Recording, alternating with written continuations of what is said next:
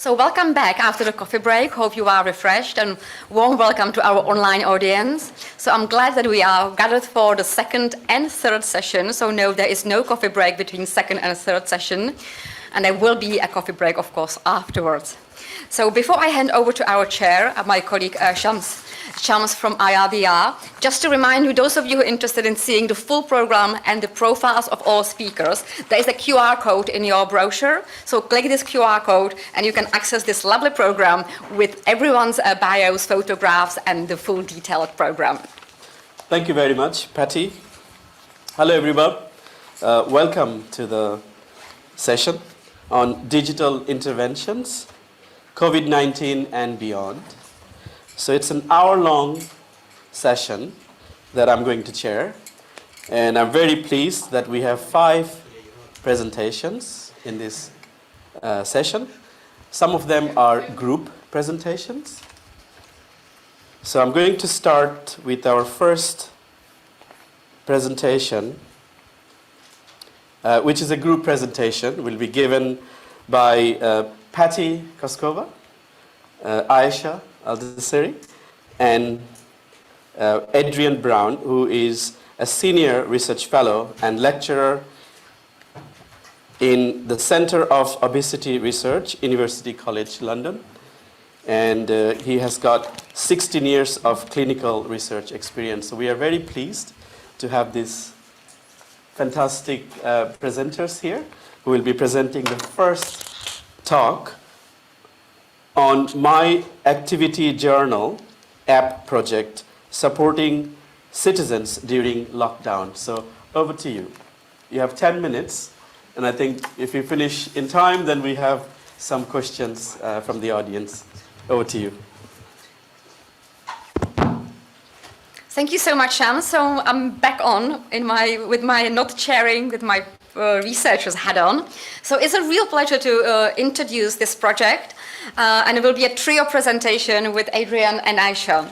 So my lockdown journal, that we recently call my activity journal, was actually started in March 2020 when we felt, well, we are a digital public health center. What can we do for people in lockdown? How can we support through our experience and our digital skills what people are struggling with, being locked down in their households, unable to carry on with their normal lives?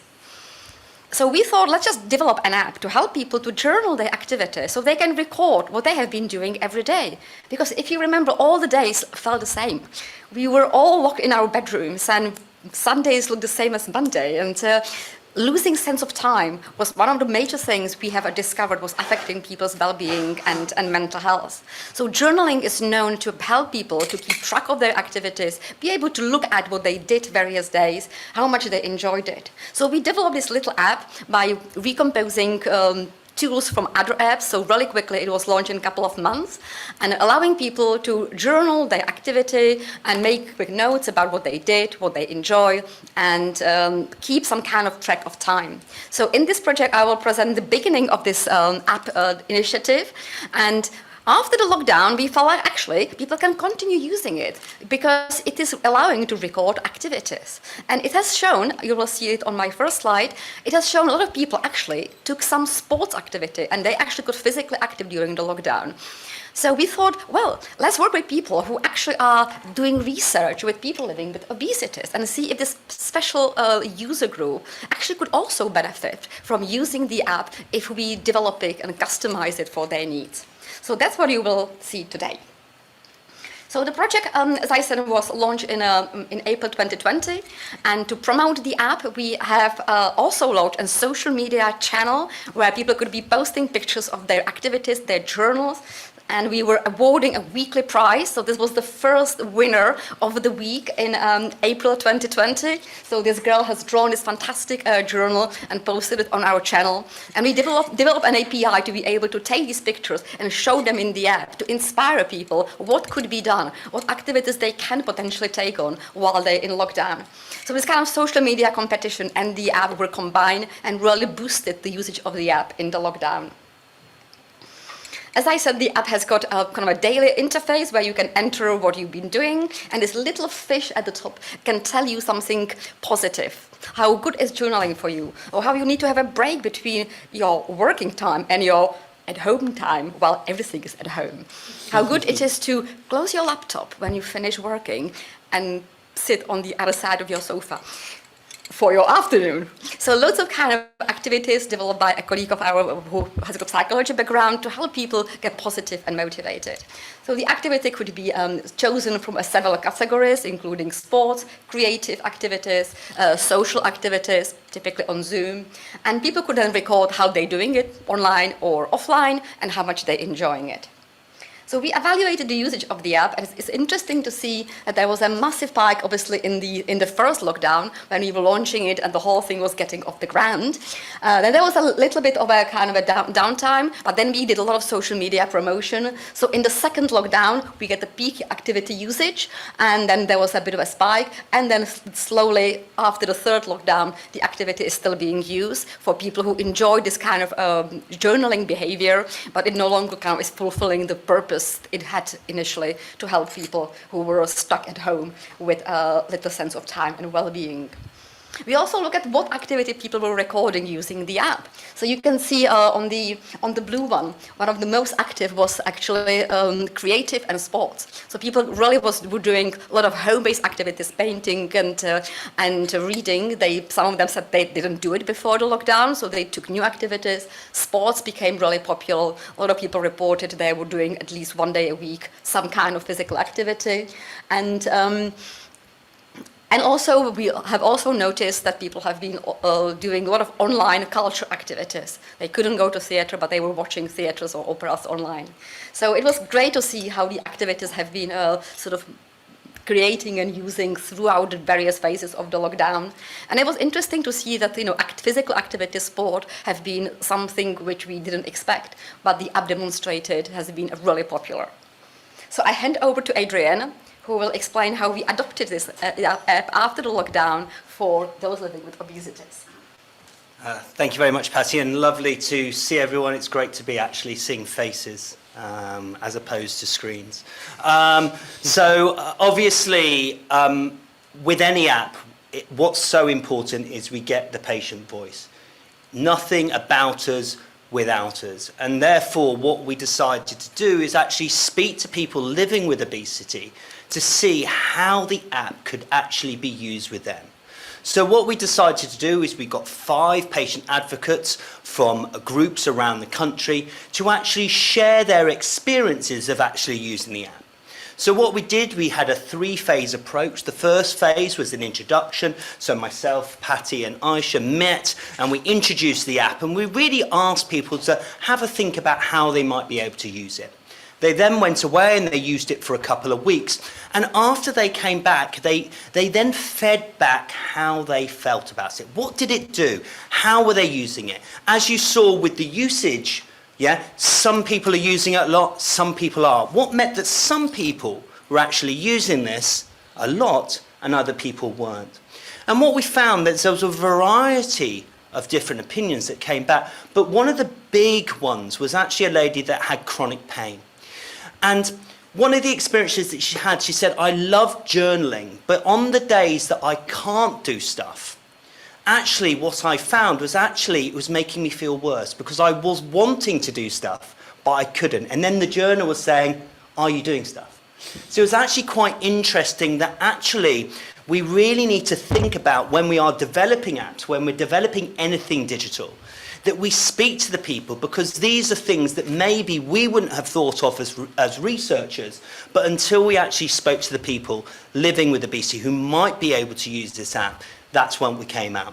I'm now going to pass over to Aisha, that then is now going to show you about what sort of changes we brought through after the focus groups. Yes, thank you. Maybe the first thing we should mention is about the app. Was like the development of the app was so hard. Although I'm a software engineer, because it was in the lockdown, the first lockdown for us as well, the first time to work as well from the screen. So we were shocked, even we didn't know how to collaborate, how to work, how to communicate. So it was kind of challenging for all of us. the app take about 2 months, and then it's got to be launched. We were about 5 to 6 people, but it was quite challenging to get it, especially that the app have a lot of features. So we have with the people who are living with obesity, we use the same app, but it was like another version. We deployed, we more customized it to help these people.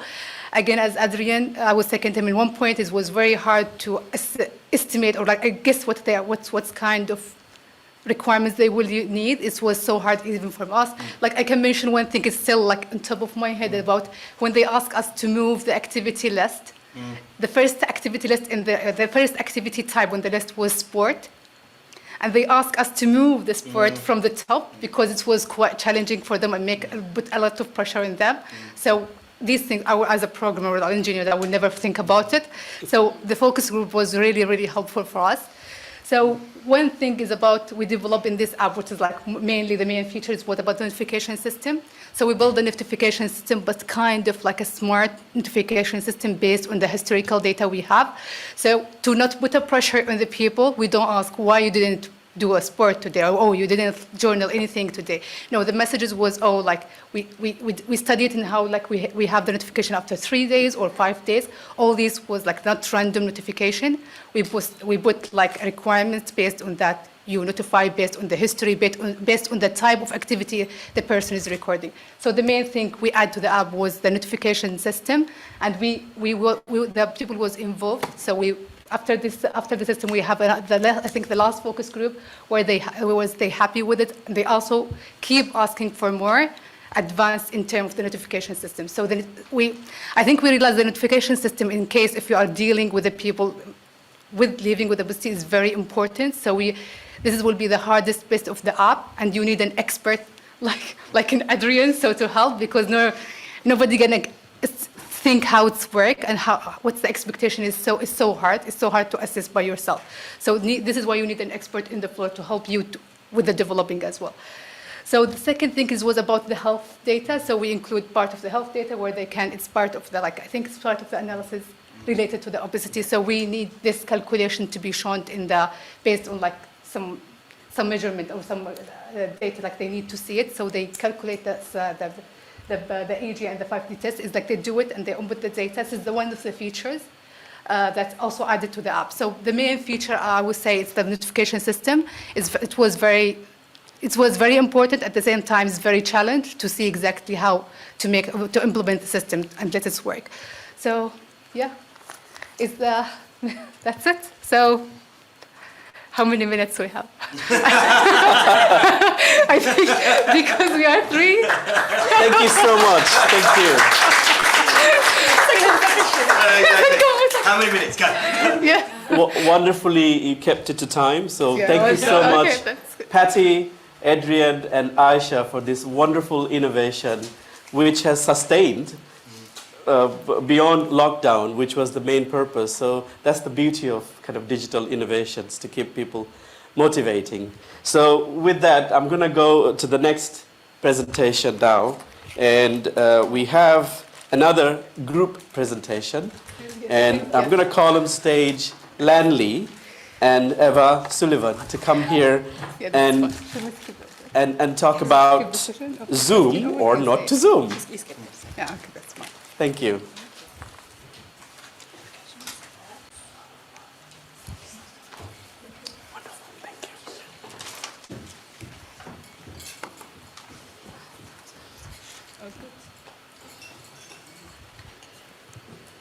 Okay, thank you guys. Thanks for your great presentation. We are going to present what we are colloquially referring to as to Zoom or not to Zoom, which is reference to a large study that we've been sort of parsing out over the last year or so and is related to my lockdown journal. So it's nice to follow such a fantastic group. My name's Ava Sullivan, and this is my fellow student and colleague, Lan Lee. We're going to try to keep this to 10 minutes and then give you guys a chance for 5 minutes of questions. So to Zoom or not to Zoom is a longitudinal survey that we implemented over a key period of the COVID-19 pandemic, starting in the early days. So from the emergence of COVID in the winter of 2019, public health policy in the UK was intermittently mandating restrictions in movement, in mask wearing, in gatherings, and then relaxing those restrictions. And over this period, a 15-month period, we were able to implement a longitudinal survey where we measured key components of people's experiences across this tumultuous time. In the study, a series of online surveys were deployed to understand how people in the UK spent their time from January 2020 to October 2021. And this figure shows how we sort of conceptually broke up this time period into qualitative phases that relate to periods of extreme restriction and periods of more relaxed restriction. So we can see in phase 1, this first blue arrow, this was really the commencement of that first dreaded lockdown in the UK, and then this tumultuous period over the next 15 months. Our methods of data collection was an online survey through SurveyMonkey. We had, as you saw, these 6 phases based on UK public health policy at the time. The survey contained 3 major thematic sections, really getting at who this population was, the demographics, what activities people were actually doing, and how they were accessing those activities, so whether or not they were doing online or in-person activities, and measuring their positive or negative affect, so really understanding their moods and emotions during these periods. We used a snowball sampling and recruitment through Facebook in order to get just as many people as possible. And again, that survey was administered over a 15-month period and represented some distinct points along the way. As we moved through, once we collected the data, we sort of found a couple of thematic research areas that we have been focused on highlighting. The first paper that we pulled out of this data was really thinking about what activities people were doing and whether or not they were accessing them online or in person. The second was thinking, really diving deep into that PANAS score, which is positive and negative affect. That's related to people's moods and emotions over these periods. The second thematic area that we sort of drew from our data was that of a particularly resilient population that we identified, which is a population of older women that had a sort of a specific experience during this period that we were looking at. And then qualitative analysis, which we haven't dove into yet and are looking forward to. We'll speak a little bit more on that later. Over to Lon to talk about some of the analysis. Yeah. So thanks to the engagement of all the participants, and we finally got more than 12,000 responses from 5,000 people. And to analyze the data, we cleaned and subsized to different parts and try to analyze the corresponding research questions. And you can see we have used different study designs to analyze different questions. And a series of statistical tests were used to test the validity and the reliability. And this project is still ongoing, so we're happy, but we're happy to share some preliminary results here. So you can see, throughout the whole period, the first question we try to know the activity changes in terms of the frequency and the mode. We can see the most affected activities are cultural activity, spending time with others, and traveling, which are mostly for social purposes.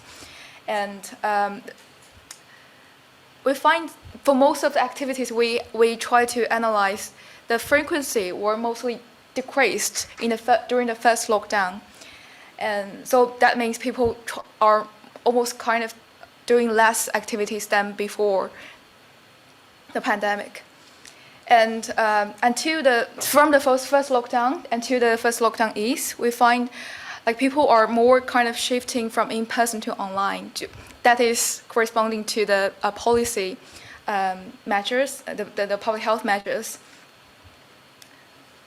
And from the July 2021 until August 2021, that is after the Freedom Day in the UK, that the government say all the public measures is kind of abolished. So at that time, we find there are less, but that's interestingly, like we find people are still doing less cultural and group activities than before the pandemic. We compare that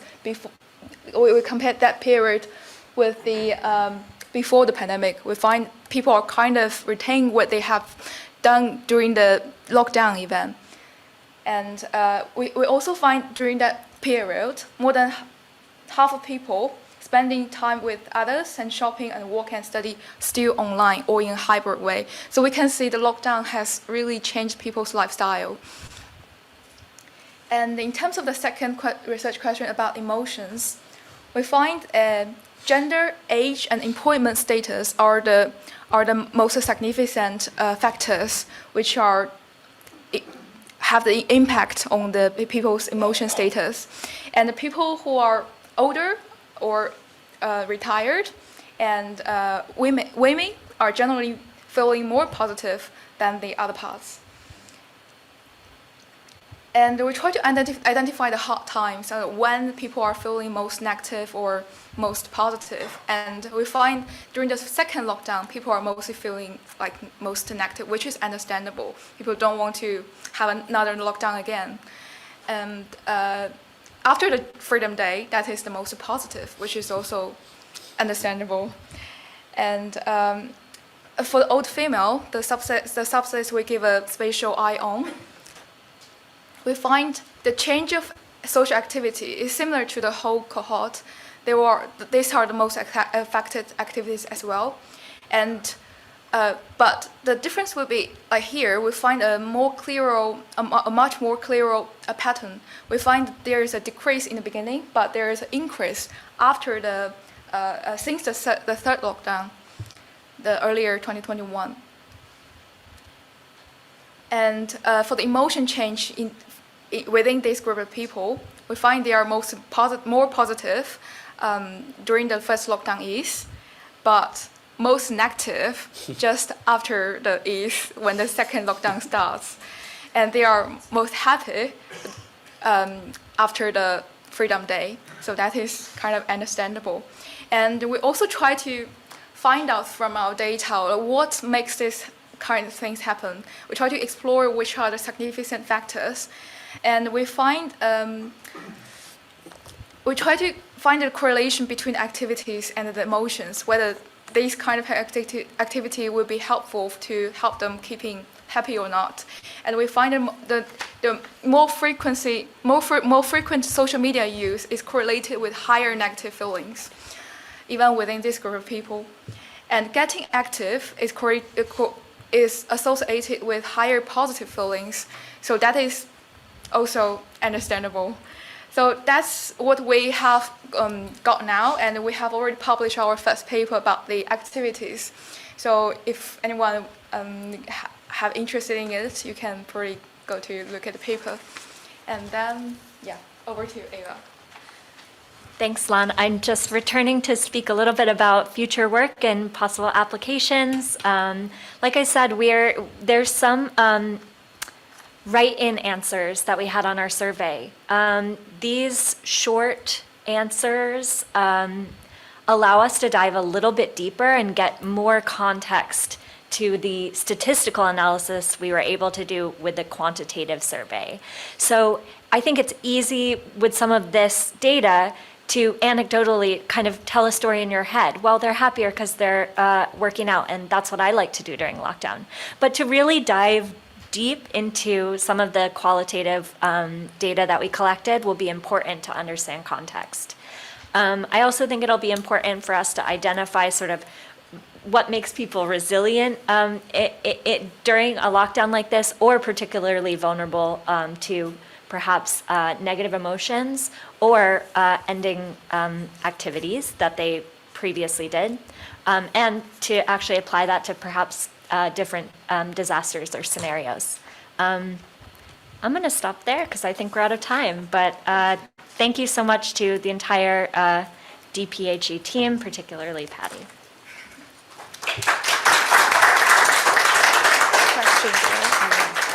Excellent presentation. Thank you very much, Lan and Eva, for your presentation. If you stay here for a moment, I know I missed in the last presentation, I forgot to ask. Actually, we have a bit of time now because you guys covered it very nicely and well in time. So can we spend 5 minutes now and get a few questions from the audience? So I'm going to start with you two first, and then if we have from the audience any questions for Patty, Aisha, and Adrian, then we go back to the first presentation. So first question, sir. Hi, thank you very much. Very good presentations, very interesting use, and congratulations on that. I just wondered, I imagine it's in your published paper now, but what can you say about biases in the sample? Because we know that online is not for everybody, it excludes quite a lot of people, obviously sort of young kids, but elderly people and people with disabilities. And to what extent you can extend that to sort of broader population, because what strikes me is that you were dealing with people who were forced to lock down, but you have to remember that not everybody could be constrained at home, and certainly not everybody could work from home. The biggest figure I've found, the largest figure I've found for London, for example, at the height of the lockdown, is that only 43% of us, and it includes most of us, were able to work from home, which means 57% could not work from home. That includes quite a lot of people. So to what extent that is put into a broader context? Yeah, definitely. There is some bias because we are using online survey tools, so we can only approach to the people who are feel comfortable to using laptop or the stuff, and also because in our sample we got more, like as we said, we got more elder people and also the female people, and also they are mostly higher educated. So that is also the reason why we also give a special eye on this group of people. Although when we analyze the whole population, we use some statistical methods try to bias the sample, but still we felt it will be better to only look this subsize because that is what we collected, and yeah, I think that's what we have done to try to bias the sample and try to help to give the accurate results from the sample. Yeah. I also think it underscores the importance of that qualitative element. So really getting into the rich, detailed context of the respondent's individual experience and understanding what that is and highlighting that as a qualitative result that's not perhaps able to be broadly applied, but raising it up as something that allowed people to either continue doing certain activities or giving that context to their experience. Yeah. Excellent, thank you. Any other questions? Yes, go ahead, I don't please. know if I missed that. Did you specify what is the threshold for old females? How do you classify it? Yeah, we set a threshold as 55 plus. Is this a standard classification for? It's not a standard. Yeah, just based on our sample. Yeah. So. It's because we should probably usually we try to get some standard from other instruments. Yeah. Or probably there are some of similar surveys that are doing exactly that in terms of age, like classifications or layers. So I would say it's probably better to define that it's like in a standard way. So, but probably there is a threshold, a standard threshold. So I think the standard for most surveys is 65. Where we, or at least in the United States context, I know that 65 is usually a marker. Why we wanted to broaden it out a little bit was because it captured such an outsized proportion of the sample size that we got. So I think you're correct in pointing out that we need to sort of tailor the language to really describe what population we're speaking about. Okay. Yeah. Good, good. Excellent. Thank you. Thank you. I have one more minute. So is there any question for the activity journal presentation that was presented by Patty, Aisha, and do we have Adrian here? Lisa, you have a question. Thank you. I wondered if you had any plans to assess to what degree the activities have been maintained since the restrictions have eased. Could you please repeat? So my question is, have you decided that are you going to do any follow-up to assess the degree to which some of these activities, like particular physical activities, have been maintained since the easing of the restrictions? And also, have you considered using other types of methods? So you mentioned about the lady with pain, but have you considered maybe including things like voice activation, so people could actually speak into the app and it records their thoughts rather than actually having to sort of type? Thank you, Lisa. Thank you, Lisa. Very good question. I think that's kind of the fundamental behavior change question. Like, if people change their behavior to do something new, how long they're going to continue doing it? So yes, the app has got this data collected because we have got people registered with their profile. So we are looking into analyzing these detailed questions to see how long they have remained being physically active or whatever group of activities they have recorded as doing as new. In terms of the questions about the voice, it hasn't been implemented in the current version, but that's a very good idea. That's something we will consider for the next versions. Thank you. As a chair, I would like to ask you a question. Go for it. I You have the right to ask a question. have observed from the time series graph that you presented, sports was one of the top activities during the kind of lockdown situation. And then as we moved away from the lockdown towards the kind of end of the time series, if you like, that dropped quite dramatically. But then in contrast, there is something called creative. That kind of reversed the trend and it kept going upward. Mm-hmm. Can you explain a little bit? Do you want to take this question? I think the first phase of the lockdown, because I'm speaking from the UK, because most of our users was the UK, based in UK. So if you remember the rules of you have to stay at home apart from the sport. So some people, I think this is the only way to go out. So it was this is me as well. This is how I start to do sport.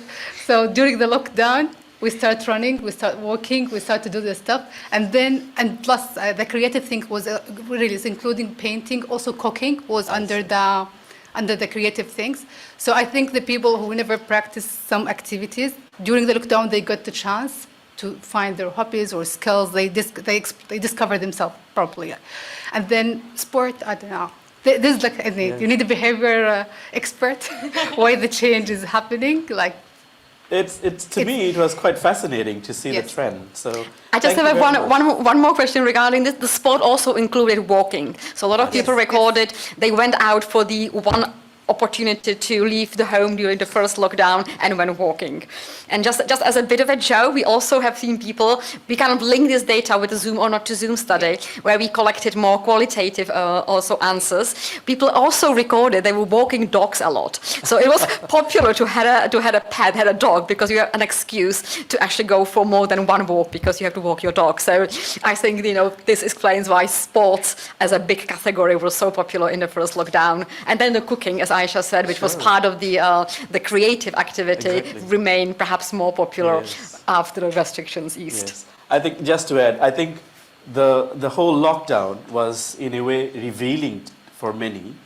People became all of a sudden quite creative because they had these kind of hidden creativities that they get to practice during the lockdown, and then they kind of kept on going and become more creative. Excellent. So thank you very much for the two presentations. In the interest of time, so yes, good round of applause. In the interest of time, let's move on to the next presentation, which is a group presentation, but I understand the first speaker, Pedro Campos, is not with us here. So that we have the second presenter here, Miguel Ribeiro, will be presenting MadeiraSafe app. So you have 15 minutes, including 5 minutes for questions. So, hi, I'm Miguel Ribeiro. I'm based from Madeira, and I'll be presenting the IT solution that we implemented for the COVID-19. It was called MadeiraSafe to Discover, and in particular the MadeiraSafe mobile app. So it was aimed to track and to detect the cases of COVID-19 and to guarantee the safety in the community. And it interacted on a daily basis, the mobile app interacted on a daily basis with its users by asking questions about their health conditions, their symptoms, and keeping track of their conditions. It also acted as a filter for the region, because it's an island. It's a sort of a special case because the entrance points of the island are the ports with the cruise ships and the airport. So the cruise ships stopped working because there weren't any cruise ships during lockdown, and we had a special case to control the airport, which was the only point of entrance for the disease in the island. It had several components, so MadeiraSafe to Discover had several components. It had the web app for the citizens. It had the fast checkout for the health authorities that helped the citizens to process the checkout at the airports and do the COVID tests and register their information on the system. It had the dashboards also for not only for the citizens but also for the health authorities. And it had a passive Wi-Fi monitoring, which was already implemented prior to COVID, and it was repurposed on the mobile app by displaying that information.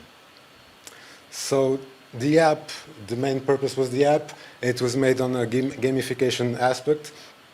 It started on the research group at the university, and then it moved on to a private company for the implementation of the app, because it wasn't the purpose of the university to make a commercial use out of that. The app did not focus on contact tracing. There was a lot of apps for that, and there was already a national app for that. But it wasn't that well received by the citizens because of data privacy and those sort of concerns. So it is more focused on being an informative app and helping the citizens to use safe locations. We started with some use cases where a family, for instance, plans their holidays. They arrive at the island, they are instigated to use the app and to give their information. And then they, throughout the first days, if they tested positive or not, they are still prompted by push notifications to provide their symptoms and provide their health status, basically. On the daily use of a family, it could be used to check, for instance, the least occupancy, the locations that had least occupancy, and this was based on the passive Wi-Fi infrastructure that gave an occupation rating for different locations. You could see that on the map. This is another case for the daily family, where you could meet your friends or visit coffees or shopping centers on the least used hours. And also for the risk groups and the elderly, like going to the pharmacy, going to the supermarkets, and you could check like the popular times where a location was used based on the Wi-Fi data. So this was the landing page for MadeiraSafe to Discover, where it was promoted and the branding was done. And then the component, there was a web app component, which the users had the possibility to check the results of the COVID tests. So this was used by the health authorities. And the results were also sent via SMS to the users, and the users could also report how they feel, check their COVID tests, submit documents regarding recovery, COVID recovery from prior to their country of origin. Also for the health authorities, this was private, and they had the dashboard to check all kinds of statistics, not only from the visitors at the airport, but also from the local cases that existed throughout the island, also with maps. The Wi-Fi data was a special case. Like I said, it was already in use prior to the COVID, and it was repurposed via a dashboard where we could see the popular times and the different locations. And then clicking on a location, we could see the current hour, and we could see the daily history of that location. Clicking on a day, we could see the hourly history, much like it was shown before. You could see also and report, if you know how many people you could report back to the system how many people you think it was on that location. There was also a widget that some locations could include on their websites to report the occupation of that location for the users of those systems. So the mobile app started, when we installed the mobile app, it started with instructions, then the permission to show push notifications, and the geolocation. The geolocation was not used to track people, it was just used for the map to navigate to the safe locations. And the authorization for the login, if you already had the login from the airport, if you registered. Then it had several screens. You could have the experiences that it gives the user like an overview of the current points that they collected. So this was the gamification part, where if you visit safe locations that were marked as safe by the health authorities and by the app, you would get points, and then you could trade those points by experiences. And the app would also recommend safe locations. For instance, we have the botanical garden there, and you could check the affluent, the hours of affluence, and it would also give you the health recommendations before you start planning your trip. So you could obtain points by registering the app, by submitting a COVID test, by activating push notifications, sharing app on social media, using the app daily for 1 point per day, and informing the health systems. Then we had different kinds of experiences. You have the basic silver and gold that would attribute several points that could then be traded for coupons or discounts on stores or other experiences as well, where you had to pay and you would have the discounts. On planning the trip, we had the map where you could see the safe locations marked in green. Then we had again the health recommendations and the hourly ratings. This is the component where you would submit your health status. So every day the app, if you had a positive COVID test, every day the app would prompt you to submit your symptoms and your body temperature and your health status, basically. So, on general, over 1.4 million users have used the app, with an average of 1,800 daily new users. This was between January 1st, 2021 and April 30th, 2022. Over 1 million flights were registered on the system. The flight started before the app was actually implemented, so it started on 2020. And the app was only implemented in 2021. That's why we have so many flights, almost as many flights as visitors. Over 500,000 lab tests were submitted to the system, while others were not all tests were lab tests. Some were later on, they were done with the quick tests and not PCR. This was after mid-2021. And there were also 1 million submitted documents by the visitors on the web app, that it could also be issued over 19,000 recovery certificates. There was also a survey that was sent to the visitors after they completed the visit, and it was sent via email, and most answers were gathered in English and Portuguese, and some of the questions include if the app was useful for dealing with the documentation, and if the platform made you feel safer overall, with the resounding yes. Some other questions were which was the app more useful? It was useful for submitting documents in advance to get the COVID test results, for a faster checkout process at the airport, and having the information centralized in one location. There were more questions, but I'll just put this one more.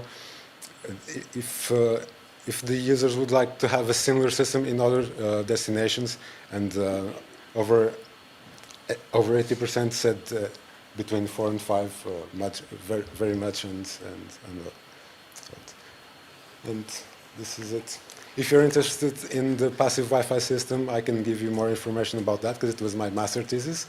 And currently, since April this year, because the COVID tests were no longer mandatory at the airports and the masks were dropped, the public part of the system, so the mobile app and the web app, are no longer being used by the citizens, but the back end for the authorities are still being used, because there are still COVID tests being done, and results are being submitted and sent to the people as well.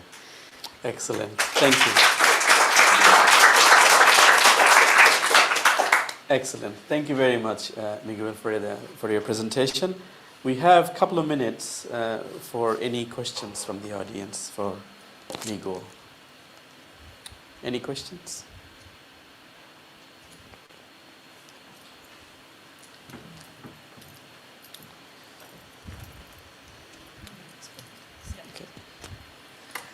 Thank you so much for your fantastic presentation. I was wondering, what was the where all these data stored? Was it in some databases that the NGO had, or was it the infrastructure of the private provider of the application? It was the infrastructure of the private provider, so it was done by that company, C Health.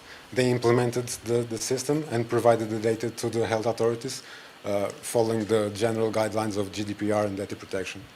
Okay, thank you. Good question and clear answer. Next question. It's also a question about the private company. How was the arrangement with the university and government? For they hired the company by using government money? Yes.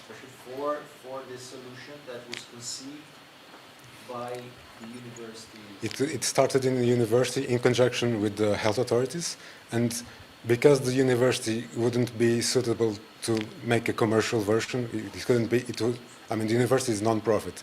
It couldn't make that as a commercial version of that. So they created a company, and the government funded the company to implement the whole solution. So it was not just the app; it was the back end, the SMS system, the push notifications, the help at the airports to do the fast checkout. It was a whole solution. That's why it was MadeiraSafe to discover, and MadeiraSafe was just the app. Okay, but you have access to the data for studies and freely? Or? We have the statistical data, because we're working in conjunction with the health authorities and the C Health company. You have approval for doing research on this data? Yes. Okay. We anonymize data. We don't target people. Just okay. the statistics. Sure. Thank you, Miguel. Thank you very much. Let's move on to the next presentation, which will be given by Bob Spence, who is an emeritus professor of information engineering at Imperial College London and a specialist in interactive graphic design. So Bob is going to present the impact of the images. Thank you.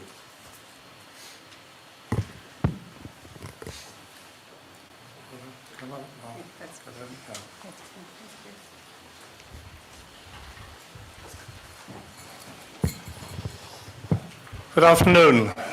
If you can't hear me, make the usual gesture. I used to ask if people could hear me. My colleague did that once and got the answer, I can, but I'll change places with anybody who can't. Never mind.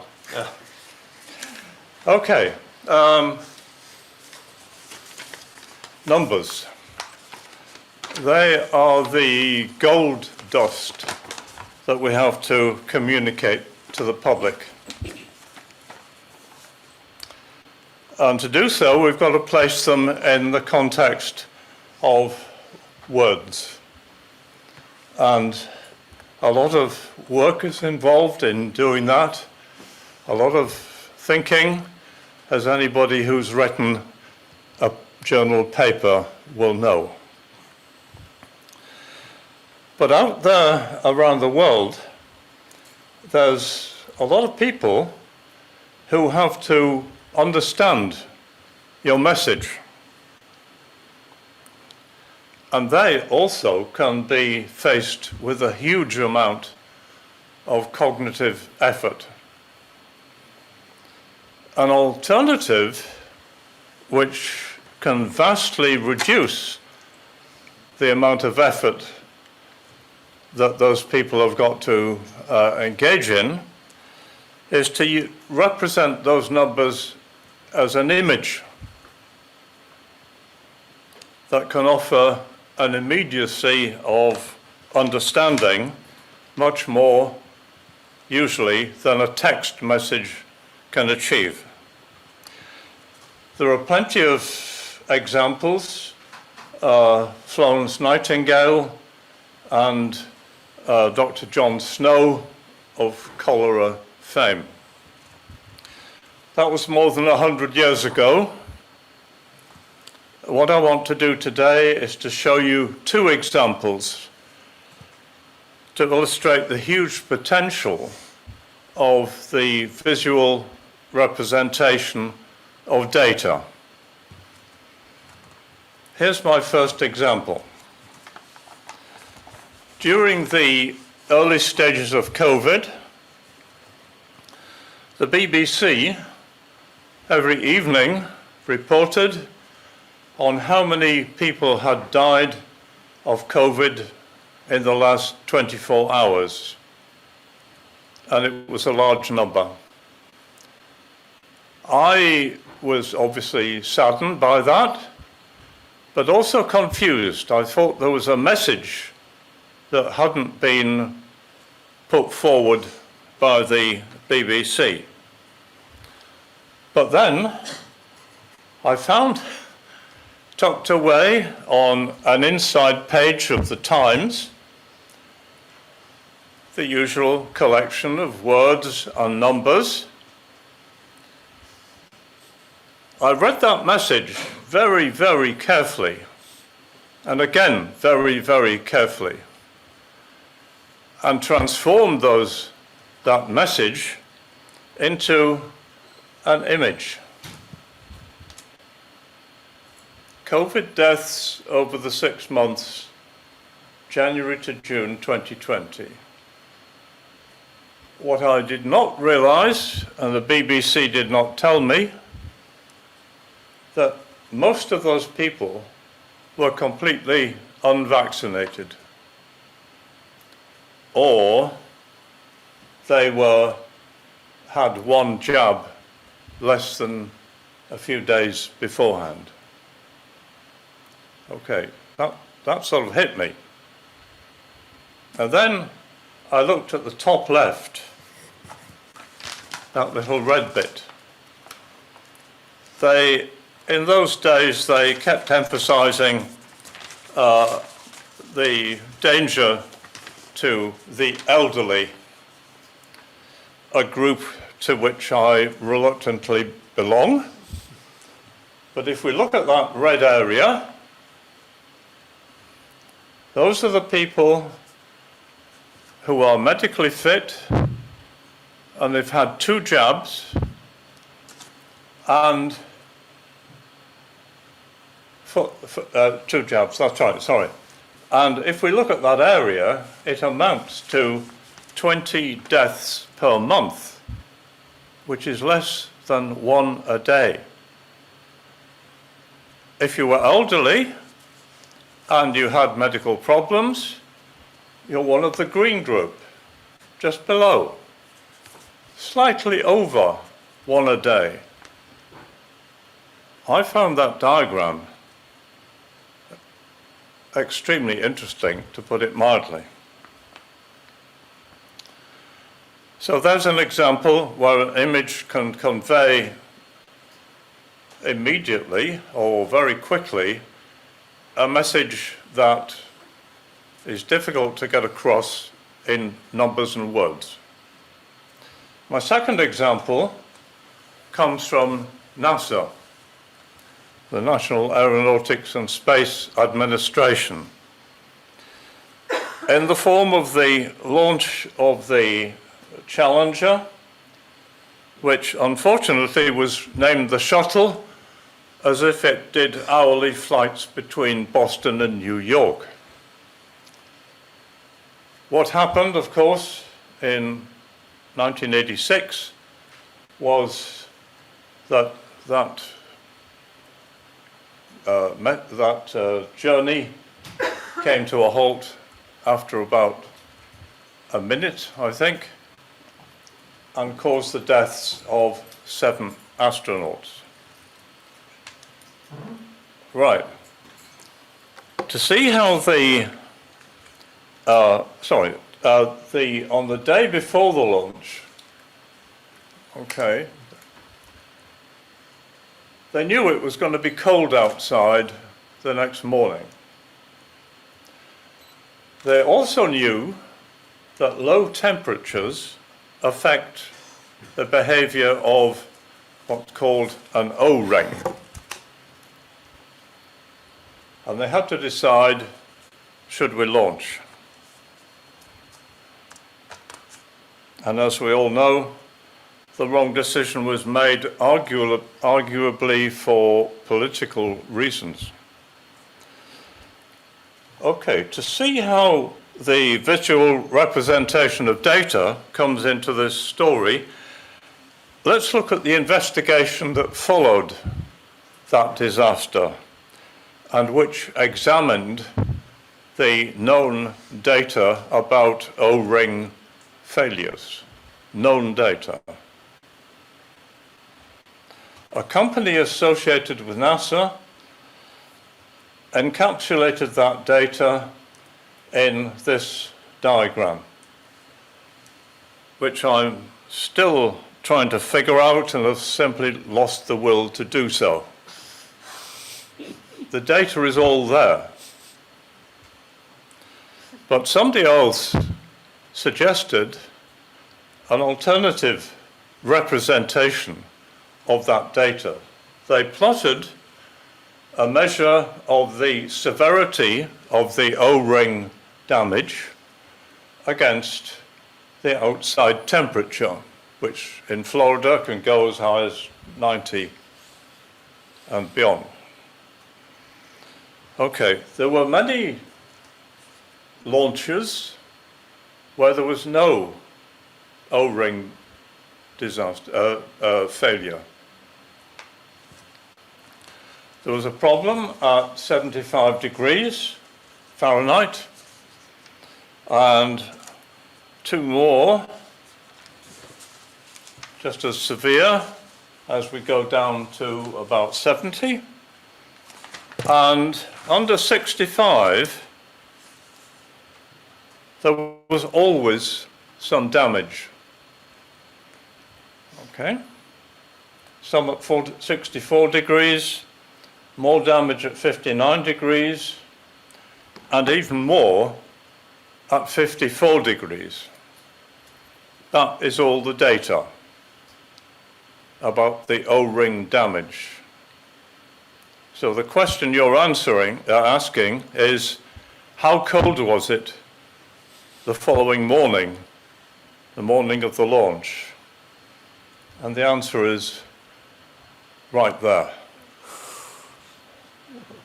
If I'd been an astronaut and seen that plot, I think I would have waited for the next bus, so to speak.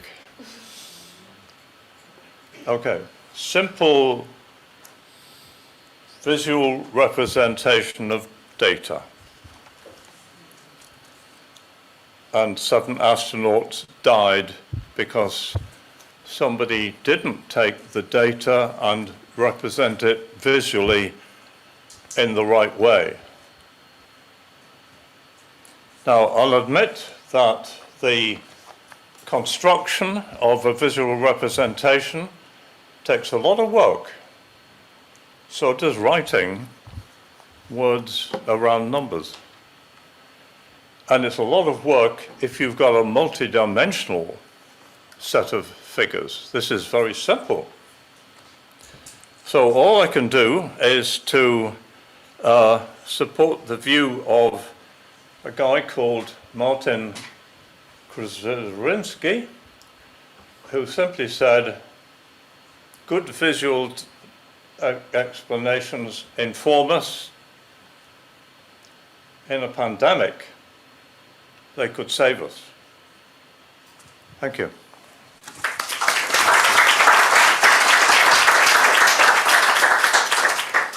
Thank you so much, Professor Spence, for your excellent, fascinating presentation on the strength, the power of image, if you like. So a good map speaks. We have a minute for you to see if there are any questions from the audience. Thank you. Any questions for Bob? Yes, please. I understand that. Oh, thank you. I understand that the power of the graph is like wonderful, but I see that the gradual presentation of details, unveiling the details slowly, gives us the effect of, you know, discovering things during the presentation. Yeah. So I think it's not only the image itself, also the animation. Oh, yeah. So will you think how this could be in terms of for the general public, how this could be like achieved, the same effect achieved using like, I don't know, multimedia or... Have I got an hour? You've got a minute. 1 minute. I'm afraid. 1 hour and 1 minute. Let's meet over coffee. Okay, sure. It's the presentation was wonderfully placed, and it had the climax in it. One down here. Patty, you have.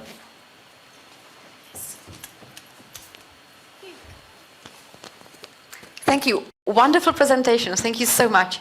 I was just asking, when you started with the BBC and the data presented on COVID cases, have you approached the BBC to inform them they could do a better job? I tried. I tried very much, very hard. You tried to send a message to a journalist. Who's the guy who was always on BBC News? Sorry. Is there a microphone? Oh, yes. There's a guy whose name I've forgotten. He was always on the evening news talking about COVID and its effect. I could not find his email address. I couldn't find any way of communicating with him. I had a lot to say to him. Maybe a tweet. Maybe he has a Twitter account. I don't do tweets. Thank you so much. You can hold on to that. Yeah. Thank you so much. Just like I don't do online. That's all the time we have. So a big round of applause for you. So in the interest of time, let's move on to the last presentation of this session. And this will be given by Dr. Lisa Dankwa. Where is Lisa? Okay, you are there. So Lisa will be talking to us about evaluating digital health interventions for contact tracing in Sierra Leone. So over to you, Lisa. Thank you very much, Shams.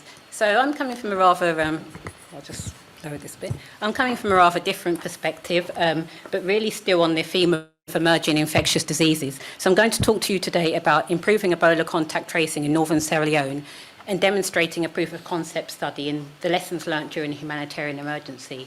So just to give you some background, I spent 9 months in Sierra Leone during the Ebola outbreak, and I was working in the second worst affected district. So I'm going to talk to you today about the study that we implemented there that changed design and what some of the key considerations actually were. So although the focus of this session is on COVID-19 and beyond, I'm coming at it from a different perspective in terms of should we be learning from previous emerging infectious disease outbreaks. We've heard today a lot of people talking about contact tracing, a lot of the issues in terms of implementing digital technologies during outbreaks. So really, have we actually learned lessons? So first of all, I'm going to provide you with an overview. So the Ebola contact tracing study was a collaboration between the London School of Hygiene and Tropical Medicine just down the road where I used to work, Innovations for Poverty Action, and International Medical Corps. And it was conducted in 2015 in the Port Loko district of northern Sierra Leone. So really, the key focus of this study was really to assess some of the kind of key constraints that were apparent with the contact tracing system. So just to give you some context, that during the Ebola outbreak in Sierra Leone, the national system that was being used was a paper-based system. And so that was being used throughout the whole country. And we identified that there were several issues with using this type of system. Sorry, I'm not a microphone person. There were several. We can hear you. Okay, yeah. There were several issues with using this type of system. For example, incomplete contact lists, paper contact forms getting lost, etc., and key issues in terms of contact tracing in rural areas. So as you all know, you've heard a lot about contact tracing. It's essential to limit the onward transmission of Ebola virus disease, and contact tracing has been used for several different emerging infectious diseases. I'm sure obviously we all know about COVID-19. And in the context of Ebola, it's been successfully used during previous outbreaks, but a number of challenges exist, as I've mentioned previously. So really, the aim of our study was really to describe the feasibility and the effectiveness of an electronic data capture and management system, the Ebola contact tracing app, to improve the monitoring of contacts of confirmed Ebola cases with Ebola in the Port Loko district. And really, it wasn't only to assess the feasibility and effectiveness, but also to provide detailed guidance on how we could best implement this system. And our particular study objectives were really to evaluate the effectiveness of a state-of-the-art mobile technology to improve the time between a new Ebola case being laboratory confirmed to their household contacts first being visited by a contact tracer, and then to really assess what was needed operationally to actually introduce effective mobile-based contact tracing and monitoring in Sierra Leone, which wasn't actually being done. So as I said, our original design was a cluster randomized trial. It was a two-arm trial. So we had the intervention arm, where the contact tracing coordinators and the contact tracers were given the Ebola contact tracing app. And then there was the control arm where the standard paper-based system was being used. So we allocated the 11 chiefdoms in Port Loko in a 5-6 allocation ratio. So 5 were allocated to the intervention and 6 were allocated to the control. And our primary outcome measure was really the time from the confirmation of the Ebola case to the first contact with the actual Ebola contact. And we got that time from Public Health England, who were doing laboratory testing in the district. So this was the original design. As I said, there were 11 chiefdoms. They're either randomized to receive the intervention, which was the Ebola contact tracing app, or the actual, the standard system that was being used, the control arm, where the paper-based system was being used. As I said, the contact tracing coordinators who were responsible for contact tracers were provided with a smartphone installed with the actual app, and in the comparison arm, the contact tracing coordinators and contact tracers in that comparison arm continued to use the standard system. Well, this all seems sort of very nice and lovely. This is the intervention, so this is the actual Ebola contact tracing app, and it was a 3-tier system. So the first stage was the registration stage, where the Ebola case and the contacts were registered. The second stage was the assignment stage, and that was primarily for the contact tracing coordinators, who were 23 at the time. And then the third stage was the contact tracers, who actually did the visitation of the Ebola contact, and there were 86 of those. However, I've presented to you quite a nice design, but we were obviously working on this during a humanitarian emergency. Things didn't go to plan. The Ebola cases began to decline, and all of the actual Ebola cases and their contacts were occurring in the control arm. So everything was being monitored with paper. So this process continued all the way up until June, And I highlighted this to the principal investigators. I said, if we continue with this strategy, we will not be able to sort of demonstrate the use of the app. So we had to rapidly change our design from a cluster randomized trial to a proof of concept study, really to try and demonstrate the actual use of the app. So then we scaled up to all of the 11 chiefdoms in Port Loko so that we could monitor all Ebola cases and contacts with the actual app. And this was a sort of modified design. So once the Ebola virus disease case was confirmed by the lab, the district health management team would line list, there'll be a line listing of the actual contacts of that case. The contact tracing coordinator would then assign the contacts of that Ebola case to the relevant contact tracer in the particular chiefdom. So I know I've gone through that quite quickly, but I think it's important to give you context so that you understand the actual findings. So from the study period, which was from the 13th of April to the 31st of August, there were 43 Ebola cases. 25 of those cases were monitored with the paper-based system because they were the ones that occurred in the control arm when it was originally a cluster randomized trial. The other 18 were monitored using the ECT app. And these the paper-based ones were mainly distributed across 2 chiefdoms, and the app-based ones were distributed across 5 chiefdoms. So all in all, there are 1,055 contacts that were identified from the 43 cases. 408 of those were from the paper-based, and 647 were from the app. And they were similar in terms of age and gender. And what we really wanted to do was to estimate the duration from laboratory confirmation of an Ebola case to the time in which the actual contact tracer first visited them with the app. And then we also estimated the median durations between each of these different steps. In the interest of time, I'm going to present to you the main results. So for the 18 base app cases, there were 556 contacts that were registered on the that were registered in total, and 384 were monitored using the app. We found the median time from the actual case registration to first contact visit was actually much longer than we actually expected. So that was nearly 70.2 hours. But the other durations of the app, for example, registering the Ebola case to the information then going to the district, was much shorter. Only 9 of the 25 paper-based cases had returned forms. So really what I want to highlight to you here is the challenges of actually using paper during any type of sort of outbreak. Forms weren't being returned. When they were being returned, they were of poor quality. We couldn't read the information that was on them.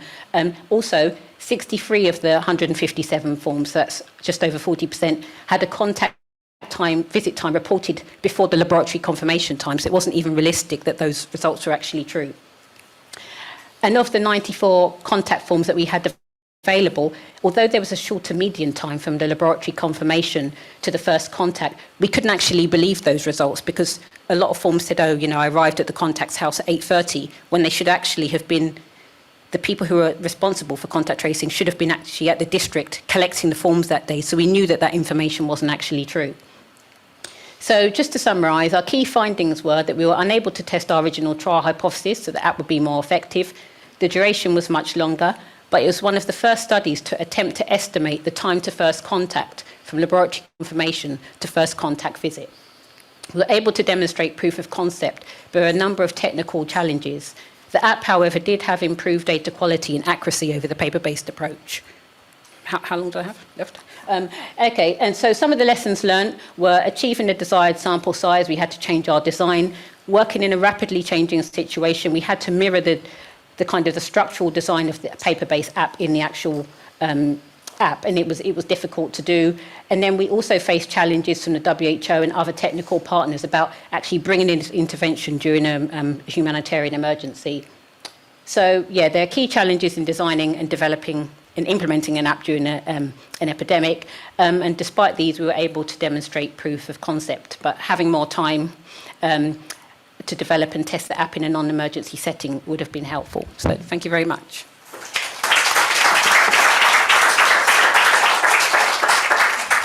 Excellent. Thank you very much, Lisa, for presenting the case study on Ebola. We have a minute for you before we wrap up. Any quick questions, please? All right, thank you very much. Yeah, you have a nice presentation, but I want to have a question. I have a question for you regarding data collection, because I saw a slide where you talked about, improved data collection, completeness, and all of that. And I know that in Africa generally, data collection is a problem because they've got no records of data. So how were you able to cope with that? How were you able to cope with that? Like, how were you able to get your data? Data ethics? Or? Yeah, like accurate data. So basically, the standard process, as I said during the time, was the actual paper-based system. This is what was being implemented across Sierra Leone. So if there were 100 contacts for one Ebola case, contact tracers would go with 100 pieces of paper. So there were key challenges with that. But what we were able to do is once the Ebola case was actually confirmed, we would use that line list and we would actually register the Ebola case and contact in our system, and we were able to actually follow up more contacts than the paper-based system itself. So I'm not trying to argue with you that there aren't challenges in terms of data collection. Yes, there are, but using paper during an outbreak has some particular challenges, and we were able to have more improved data quality and completeness compared with the paper-based data. We have a paper on this that explains the findings. Okay. All right. Thank you. Thank you. Anwar, you have a question? Yeah, I have one quick question. Actually, I have two quick questions, actually. Yeah, thank you. Yeah, your presentation is really cool. I just wanted to ask about, sorry. Yeah,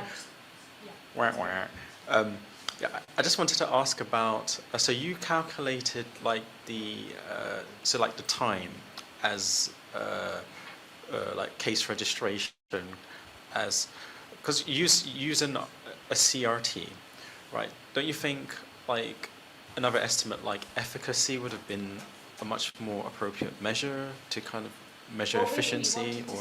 We were really trying to estimate, does actually using an app-based system improve the actual time in which contacts can be monitored? It's critical to be able to identify contacts quickly. So we used our primary outcome measure was actually the time in which the Ebola case was confirmed by Public Health England. So this wasn't a statistic we were just picking out of the sky, to the time in which the app recorded the contact tracer first visiting the household. There were other key performance indicators, but really we were interested in the actual time compared with that of the actual paper-based system. So we asked contact tracers who were using the paper-based system to record the time in which they got to the house. But as I mentioned to you, they were making up the time in most of the instances. But our app was able to accurately estimate the laboratory time, because we got that from Public Health England, and the time in which the person physically reached on the ground, which the paper-based system wasn't able to do.